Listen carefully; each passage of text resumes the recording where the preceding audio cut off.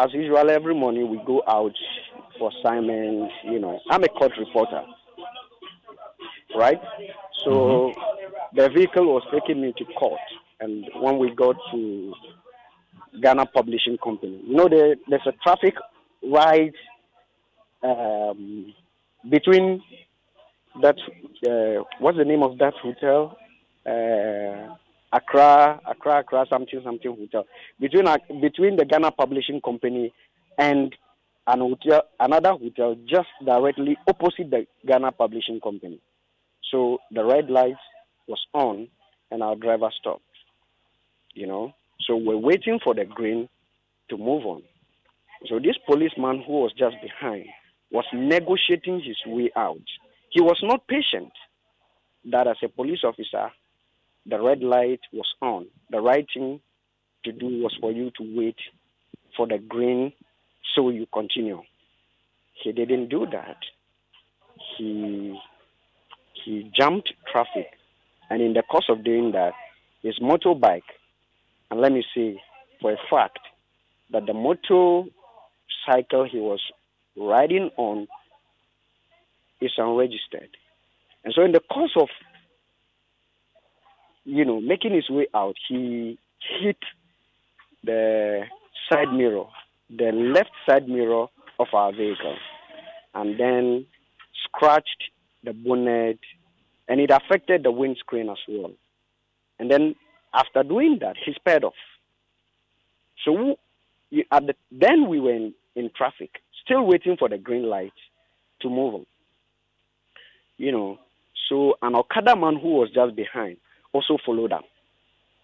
So you could tell that he was asking him why he did that and why he had to sped off instead of waiting to do the right thing. So the Okada chased him, and the green light was on a few seconds later, and then we also drove on. Our driver chased and managed to block him just directly opposite the new AMA new building. All right? So at that point, I got off the vehicle and started videoing. This policeman was not happy that I was videoing. And then it is important to state that it is not an offense to video a public incident. We need to educate police officers on this. It is not. In any event where the incident occurred, it's not a security zone. So he tried to snatch the phone from me, but he was unsuccessful. And then the next thing was a straight punch, wah, into my face. And then the next thing I see was blood. Blood was gushing out, through my nostril. And then by some funny coincidence, when the incident occurred, it was only the policeman. But a few minutes later, about 6, 7, 8, or 9 of them, were there. We didn't know if he called them or he sent a message or they were passing by and they saw that something was going on. And then they gave me the beatings of my life, kicking me, pushing me, and they tried all in an attempt to get the phone. But Daniel, if you don't commit an offense, if he knew he didn't do anything wrong, why was he interested in getting my phone? There was no point. The struggle, the assault was needless. It was unwarranted, So then my colleague, Raisa Sambu, I didn't know how she managed to pick the phone, but she picked the phone. So they searched, but they didn't. The phone was not in my pocket, So after beating me, they handcuffed and bundled me into the police vehicle. And then they went after my colleagues. They harassed another senior editor who was on board the vehicle, Mr. Salif Abdul Rahman, and my colleague Raisa. Raisa is a lactating mother. She delivered just about 3 months ago, and she had to undergo surgery before she gave birth. You understand? So, in the Nsewe Mili, they realized that they can't get the phone. Because I didn't know where Raisa kept the phone. Because even when they searched my pocket and the phone was not there, I thought that somebody snatched the phone from me. It was later that I discovered that the phone was with Raisa. Okay. So long and short of it, they sent me to the ministry's police station. I was bleeding, When they sent me to the ministry's police station, I thought that the right thing to do was to send me to the hospital for medical attention. They didn't do that. They were not interested in my health. When they were insulting me. Another senior police officer was there, and he said, look, what does journalists have right? The police officers also have rights under the 1992 Constitution. So the right of the policeman as enshrined in the 1992 Constitution is for police officers to take the law into their hands. It's for a police officer to engage in a traffic offense. And after doing that, he will speed off. For the life of me, I cannot understand why police officers have turned themselves into tingos. Why police officers... Malik. Daniel Dazi. Yes. So at the time that you were being assaulted, I know it must have been difficult to see what exactly is going on around you, but what was happening with your colleagues at the time? It is important to state that at the time they bundled me into the police vehicle, I saw one police officer, one of them, asking my colleague, Raisa, to hand over the phone. But I realized that she wasn't ready to hand over the phone. And so what I saw was that he elbowed Raisa. There's a lactating mother who just delivered about 3 months ago, and she collapsed. And when she collapsed, I heard one of them saying, Obwa, and Yanukre, Munfanunko, Munsetin the back. So despicable.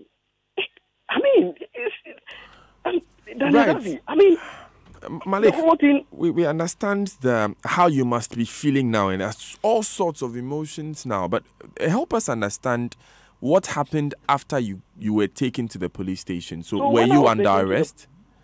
Yes. When I was taken to the police station, first, they kept me behind bars, and they urged other inmates to beat me up. All right? Did the inmates beat you up? They did not. Because, you see, I'm a Muslim. I speak Hausa. And immediately I entered the cell. I spoke Hausa to them, and I said, because before I was put behind bars, I heard some of the inmates speaking Hausa, a language that I understand. So immediately they pushed me inside. I spoke Hausa to them, and I said, guys, I'm your brother. Don't do anything to me. I'm not a criminal. Don't touch me. I haven't committed any offense. So I was there, bleeding. They ignored all calls. They ignored my plea to send me to hospital for medical attention. And Daniel, you have traveled, to other places. Have you ever, that before then, while in the police cell, they brought me out. And before then, I was lying motionless in the police cell because I hadn't eaten. I have ulcer, and then I don't eat anything.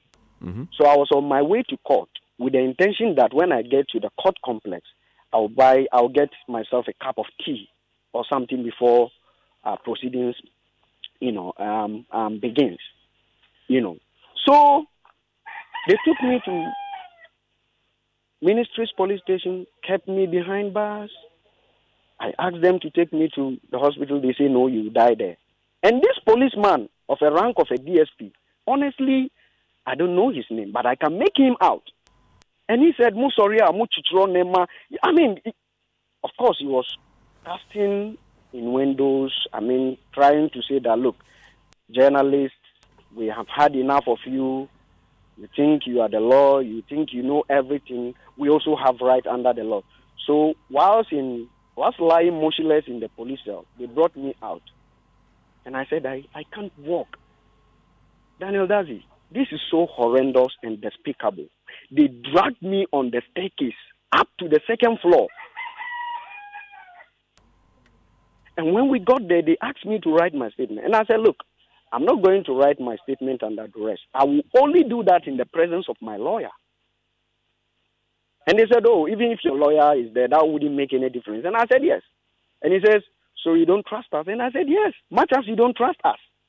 Because we have had instances where someone said A and it turns out to be B. In court, they will come to court and the accused person will say, I didn't write this. I didn't say that. The police forced me to do X, Y, Z. So I insisted that I only write my statement in the presence of a lawyer. All this while, I was bleeding. They were insulting me. The ladies there, as soon as they brought me to the police cell, it's as though I have committed an egregious offense. It's as if though I have committed a murder that they were looking for me for so many years, and finally they arrested me. They treated me like a common criminal.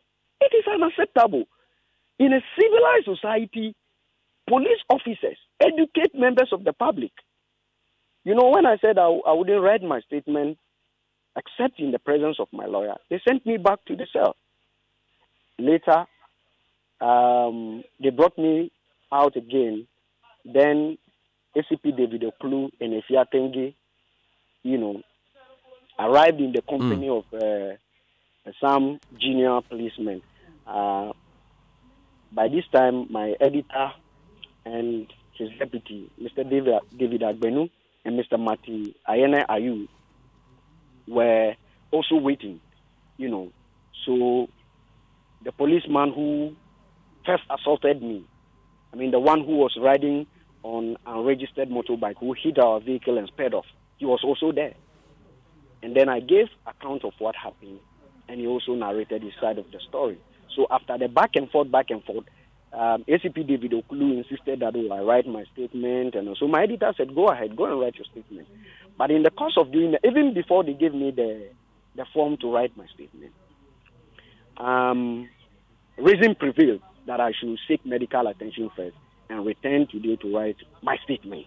So have you returned to the police station? I am yet to go there because I will see my doctor first before I go to the police station. But how are you feeling now? Well, I had sleepless nights. The psychological and emotional trauma alone is enough. I have never, ever in my life had such beatings. Nobody has ever beaten me the way they did to me yesterday. It was so reprehensible. It was so uncalled for. It was so unprofessional. My heart is bleeding. I am not safe. You are not safe. Every journalist in this country is not safe because you don't know the next victim, Daniel. Yeah, Malik. You may be the next victim. Any other person will be the next victim. Ahmed Swale is dead and gone. They are yet to arrest them. Malik, thank you very much for sharing your story with us. Please, let's stay with. Please go back to the station and let's file the statement and let's see what comes up out of it. And I hope you are feeling better. Physically now. But let me quickly add this, Evans, Daniel, if I may. Daniel, let me say this. Look, it appears that some police officers, because I know there are some good policemen and women in uniform, all right? But let me say that some of them feel naturally very irritated by the media briefing down their necks and prying their handling of public office. But you see, their irritation pales into insignificance when set against the public good which you and I stand for. The contribution of the media to deepening our democratic society cannot be underestimated. That, of course, Malik, is without cannot question. Be underestimated. And we stand with you this morning. In the words of Thomas Jefferson, former president of the United States of America, he prefers a society with a press than a society without government. So we work together. It is not. The framers of the 1992 Constitution were very clear in their minds when they captured the media as the fourth, when they refer to us as the fourth estate of the realm. our contribution to the development of this country cannot be underestimated. The police should not take us for a ride. Of course, Malik. And thank you very much, Malik, for joining us this morning. Malik is a Ghanaian Times reporter, a court reporter, who yesterday was assaulted by, in his words, some 10 different police officers. And he was not assaulted alone. He was assaulted along with 2 other colleagues, which includes a lactating mother who was elbowed by an officer and she collapsed. I mean, Enima is here, and Enima, this story does so many, because just this week, we covered the story of Elias Ojo Ajete Anum, who was shot by a police officer. As a result, his ability to speak has been compromised, and PIPS has started looking into it. We haven't seen resolution to that issue.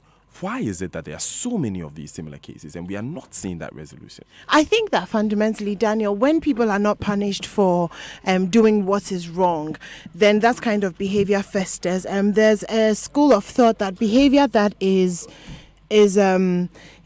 punished will not be repeated, and behavior that is rewarded will be reported. And when you reward bad behavior by not punishing, then in a way you are kind of reinforcing that it's okay to do that. We've had so many stories over the past year of police brutality, even with our very own Latif. We have not seen the end of that. We haven't seen anybody punished for it. We haven't seen anybody stripped of their uniform or stripped of their badge. And so what message are we sending out? We're saying that regardless of how you act, once you're in the police, there's a certain amount of covering and there's a certain amount of protection. And so...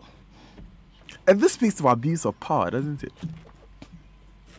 Yes, it does. There's also the abuse of power, because we talked about this when we were talking about the As If We Were in Humans documentary.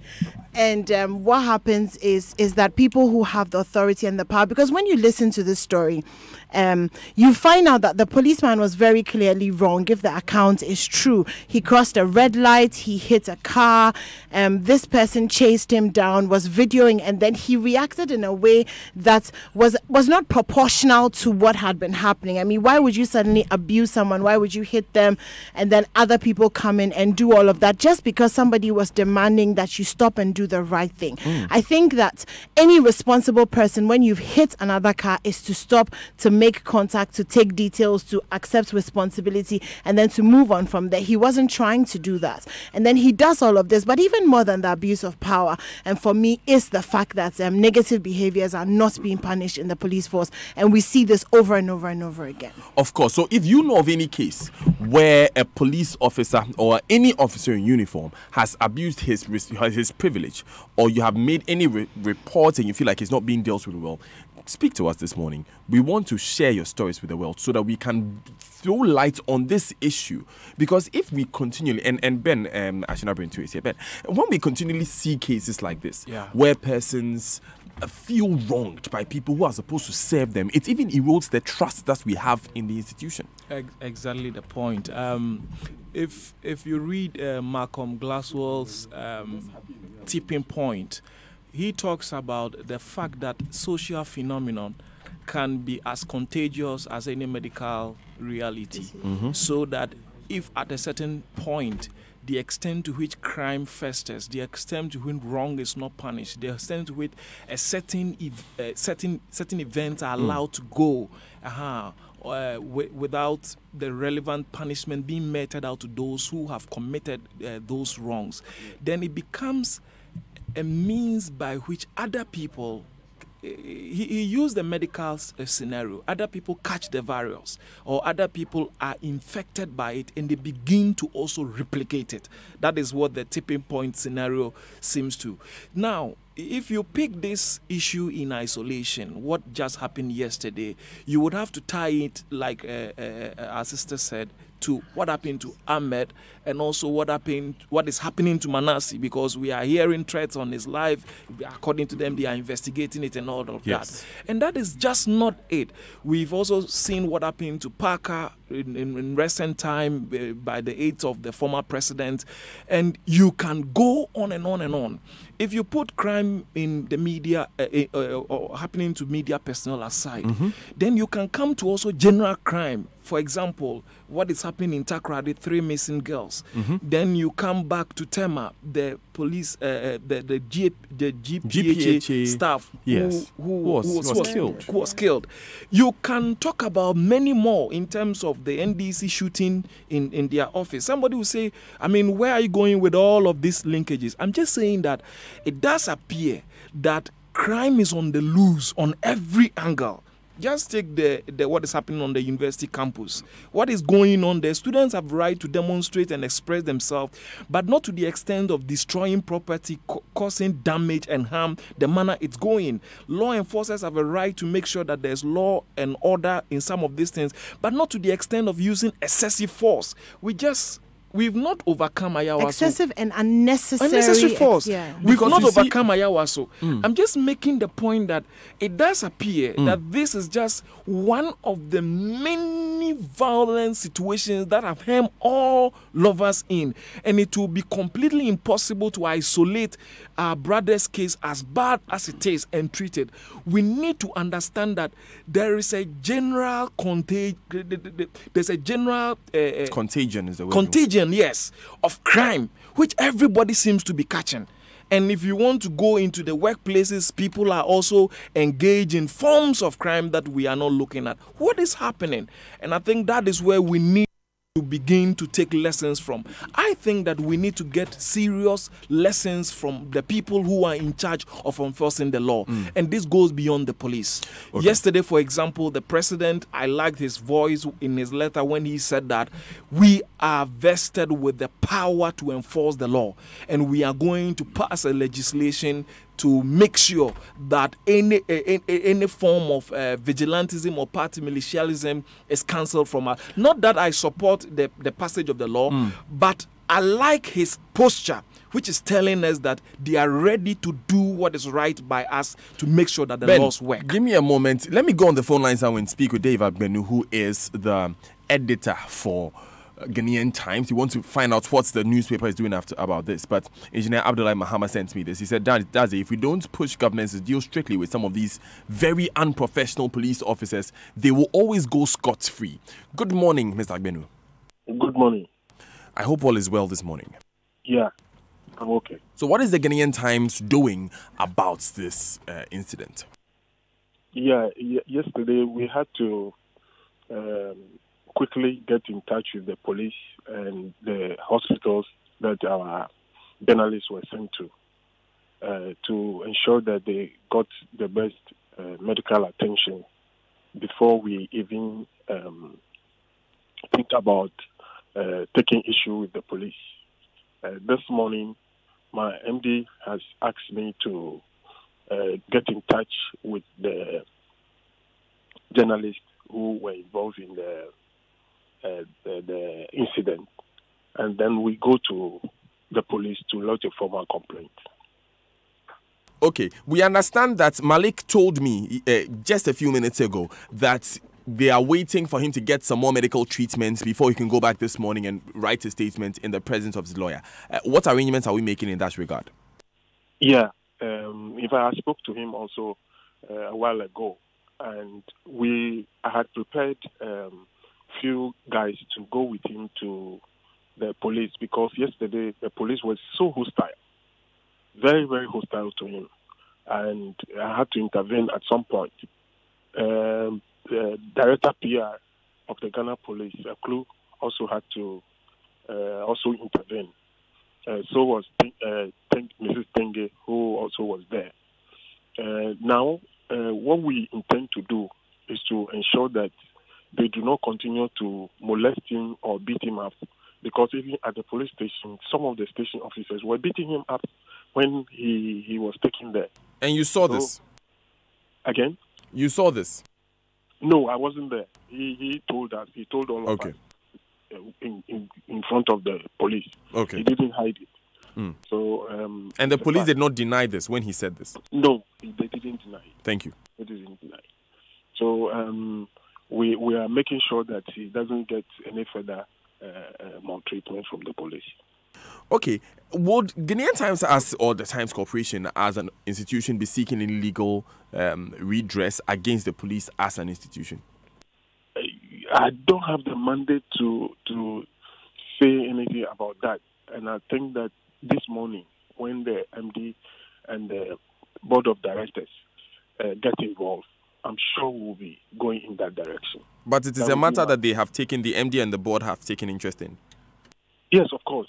This early morning, I got 2 calls from 2 members of the board asking me about the details, and I offered them the details. So I'm certain that they'll be interested in it. Finally, Mr. Agbenu, how are Raisa and the other colleague doing, particularly Raisa? We understand she was knocked unconscious by this police officer. Yeah. She was elbowed in the stomach, and she fell. She told me at the hospital that she's feeling pains in the abdomen, and the doctors at the Rich Hospital had to do some work on her. So, but she was eventually discharged around 6:30 in the evening. So I should think that she's doing well. This morning I placed a call, but the person was busy. The line was busy. Okay. I guess maybe she was talking to other people. But I did talk to Malik, and he spoke to me, and I think he's doing well. Thank you very much, Mr. Agbenu, for joining us. You're welcome, sir. Yes, so David Agbenu is editor for Ghanaian Times newspaper. He was telling us about, and he's also former GJA secretary, Dave Agbenu. He was telling us the details about what Ghanaian Times is doing about this particular case.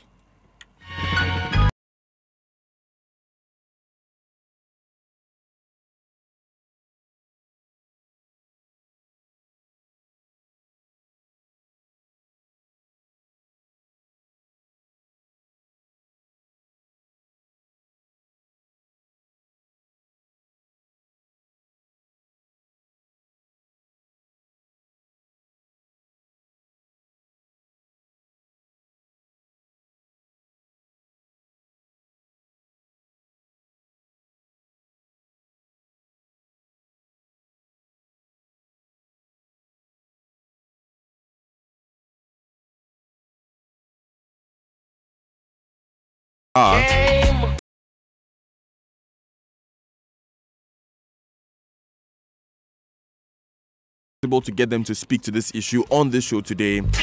Those efforts unfortunately have been unsuccessful so far. We are still working the phone lines to get the police to speak to the matter. I see a lot of you are requesting to hear the IGP himself on this. We are going as high as we can.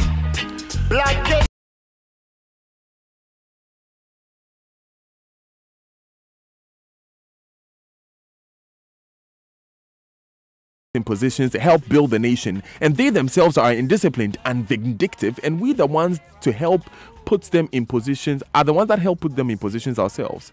We are lawless and blackmailers. We should all take responsibility and change our ways. Yanara Yassasini, Farouk Intema. Now, text messages are brought to you by Afrodan. Your back must last you a lifetime, and Glyco Critical Illness Plan, GSIP. Glyco, we cushion you for life. Now, Afrodan is offering you today the most comfortable chair in the world, the Nightingale Extreme Comfort Chair. With over 10 thoughtfully engineered features, especially customized for health and comfort, working has never had is this good. So go to Afrodan on the first floor of the Swansea the Swansea Shopping Arcade, pardon me, and feel the chair. You'll be amazed. Also, one of my with no interest charge, we deliver free within Accra, Tema and surrounding towns. Call us on 0302 764 101 or 762 or visit kingdomgh.com. Kingdom Books and Stationery Limited, your number one stop shop for all office essentials, stationery and furniture.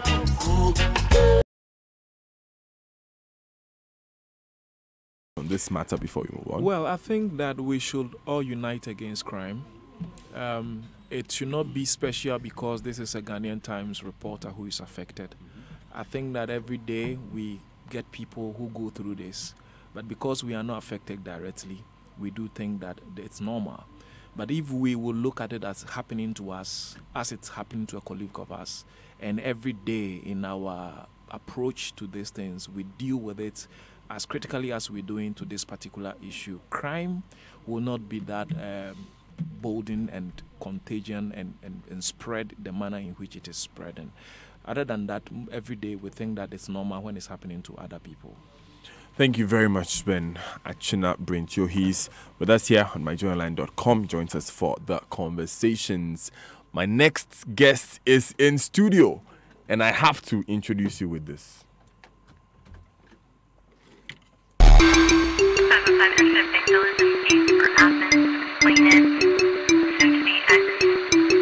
Tires and has made threatening comments to her. She's concerned he might return.